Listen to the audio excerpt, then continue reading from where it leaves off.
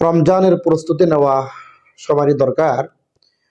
রমজানের প্রস্তুতি নেওয়ার জন্য আমরা একটা কাজ করতে পারি। রমজানের পূর্বে সমস্ত গুনাহ ছেড়ে দিব। রমজানের পূর্বে আমি সমস্ত ফরজ নামাজগুলো পড়ার অভ্যাস করে দিব। রমজানের পূর্বে আমি সমস্ত কাজ থেকে ফারেগ হয়ে একমাত্র রমজানের উদ্দেশ্যে নিয়ত করে আমি এমনভাবে শুরু করব যে আমি একটা রমজানও ছাড়বো না, আমি একটা রমজানে কোরআন তেলাওয়াত করা একদিনও ছাড়বো না, এভাবে চিন্তা করে প্রস্তুতি নেব।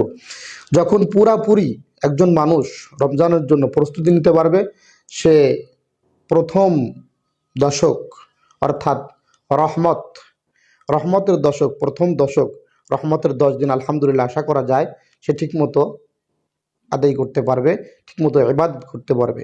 আর যে ব্যক্তি প্রথম দশক রহমতের 10 দিন ঠিকমতো ইবাদত বন্দেগীতে কাটিয়ে সুন্দরভাবে হক আদায় করতে পারবে, আশা করা যায় দ্বিতীয় দশক মাগফিরাতের দশকও সে সুন্দরভাবে কাটাইতে পারবে, সুন্দরভাবে তার হক আদায় করতে পারবে।